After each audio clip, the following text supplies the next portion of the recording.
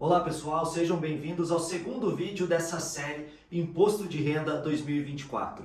E aqui o cenário está um pouco diferente porque eu vou utilizar o apoio da televisão para que vocês entendam efetivamente como que você vai fazer a sua declaração do imposto de renda. Então você vai aprender na prática como que você sozinho vai fazer toda a sua declaração, certo? O primeiro passo que a gente precisa aqui é fazer o download do programa Imposto de Renda 2024. E para isso, você vai acessar no seu navegador, pode digitar no Google lá, download o programa Imposto de Renda 2024 e você vai encontrar esse link aqui, tendo o link próprio para o Windows ou também para outros sistemas operacionais. Um programa bem leve, bem rápido para você baixar ele, certo? E aqui eu usei o gerador de CPF só para pegar um número aleatório aqui para que a gente possa fazer o cadastro, certo?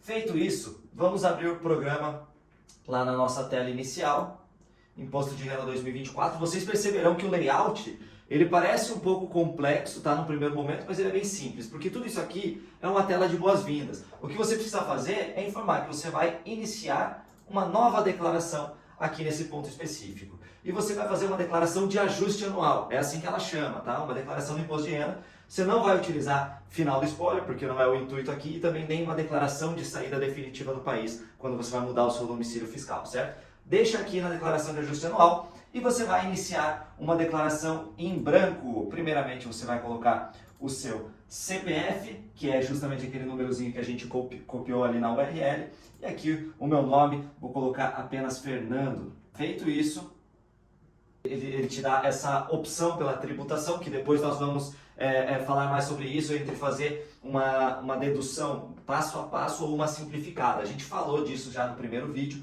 da série, mas depois a gente reitera. Então a gente entrou aqui no programa, tá? Esse é o programa que você vai identificar aí na sua casa, no seu computador.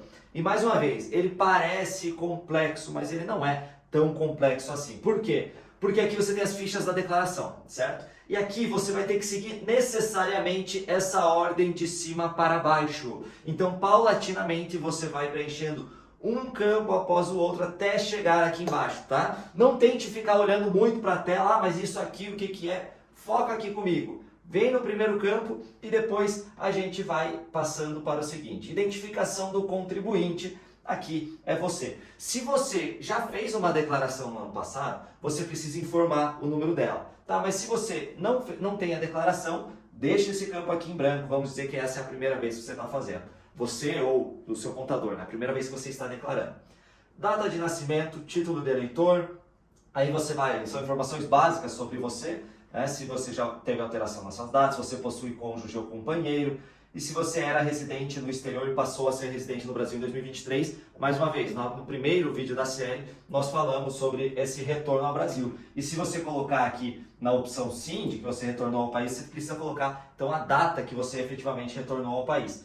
O seu endereço aqui no Brasil, número, complemento, aqui mais informações sobre seu celular, seu e-mail e ocupação. A ocupação aqui, se você clicar, ela vai te dar algumas opções para te ajudar. Tá? Então, boa parte das pessoas, eu acredito, que vão acabar sendo um empregado de uma empresa do setor privado, certo? Então você trabalha ali para o seu empregador, você é um empregado do setor privado. Mas você pode também, por exemplo, ter uma MEI, né? Hoje muita gente trabalha nesse modelo pejotizado, então você também pode colocar aqui. E depois também tem um complemento. Então vamos dizer que você colocou aqui que você é um proprietário de empresa, né? Então assim, vamos dizer que você fundou a sua própria empresa. E daí, mas que cargo que você ocupa dentro dessa empresa? E daí você vai aqui na descrição dos cargos, você fala, eu sou um dirigente ou um gerente, tá? Daí você faz mais uma especificação. Eu sou o presidente da minha empresa, 120, tá? Então ali, ou você clica, ou você pode diretamente preencher aqui na sua ocupação como 120, certo? E ele já vai identificar. Então, aqui a gente fez o primeiro campo. Mais uma vez, o que eu preciso fazer depois? Vai descendo isso aqui. Então, o segundo campo aqui é o de dependentes. Tá? Quem são os dependentes? Eles podem ser seus descendentes, seus filhos, seus ascendentes, seu cônjuge. Tá? Então, aqui você vai informar. O que você precisa pensar neste momento? Se você tem um filho e ele, por exemplo, ele tem 20 anos, faz estágio e já tem que fazer uma declaração, você pode optar por ele estar como seu dependente ou ele ter uma declaração própria para ele. E aqui você vai ver o que vale mais a pena. Porque lembrando, se você coloca ele como seu dependente, você tem um fator de redução. Essa dedução será de R$ 2.275,08. Tá? Então aí você vê na tua declaração final se faz sentido colocar ele aqui ou se faz sentido colocar ele numa declaração própria para ele. E até quando eu posso deixar meu filho como meu dependente se eu optar colocar ele aqui?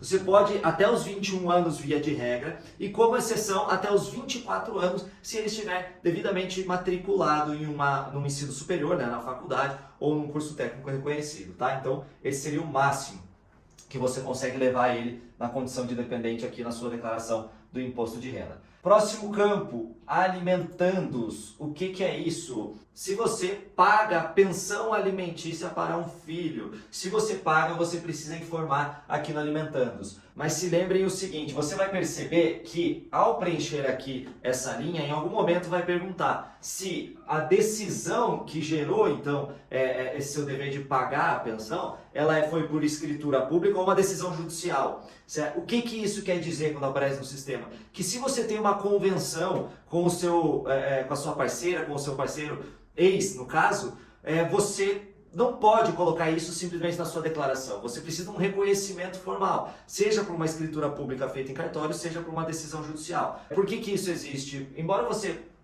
possa até, de uma forma amigável, ter concordado com o valor lá, você não consegue utilizar para desconto, para dedução, porque imagine a situação hipotética de que uma pessoa ela vai até a sua declaração e começa a informar pensão alimentícia em valores estratosféricos só para utilizar como dedução. Por isso que precisa de um reconhecimento daquele valor, seja no cartório, seja por uma decisão judicial, certo? Próximo campo, vamos descer ali. Rendimento recebido de pessoa jurídica. E aqui você vai colocar, né? Então, se você for um novo, por exemplo, você vai ter que informar quem que está te pagando salário, se você é um empregado de uma empresa, né? O CNPJ, a fonte pagadora, quanto recebeu, contribuição, imposto retido na fonte, 13º salário, imposto retido na fonte sobre o 13º. Onde é que eu vou encontrar todos esses dados aqui? Você vai encontrar no teu informe de rendimentos, que a empresa vai te entregar, tem que te entregar, certo? Ou a contabilidade deles, certo? Então tudo isso você vai preencher neste campo.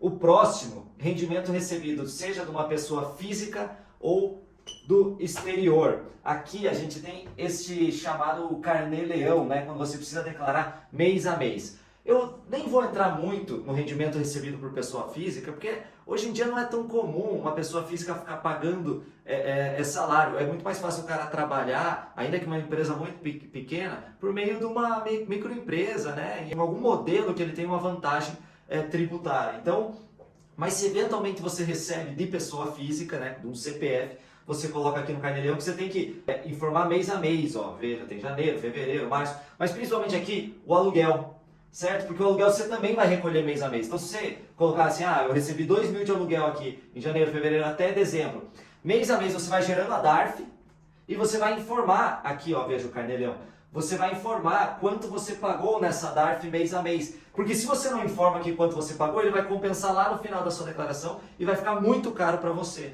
tá? Então por isso que você tem que ir informando aqui no mês a mês e efetivamente quanto você pagou. Veja que ele tem todos os campos aqui que a gente já passou, que ele vai filtrando o dado aqui desses campos até aqui. Próximo, rendimentos isentos e não tributáveis. O que é isso? Você que investe, por exemplo, na Bolsa de Valores e recebe dividendos, vamos dizer aqui, da Petrobras. Então você vai colocar o CNPJ da Petrobras, vai colocar o nome dela e quanto você recebeu de dividendos. Lembrando que nós já temos um vídeo aqui falando sobre uma eventual tributação dos dividendos, mas hoje eles não são tributados. Então você coloca, por isso que eles chamam rendimentos isentos e não tributáveis. Se é não tributável, por que eu preciso informar? Porque você precisa declarar, você só não precisa pagar, reiterando também aquilo que a gente falou bastante no primeiro vídeo dessa série, certo? E daí aqui, se você ficou em dúvida, mas será que, eu não estou falando de dividendos, estou falando de uma outra rúbrica, será que é isento e não tributável? Ora, vem aqui, começa a ver todas as situações, ganho de capital na alienação de bens e tal, que você vai encontrar as respostas para as suas perguntas, ok?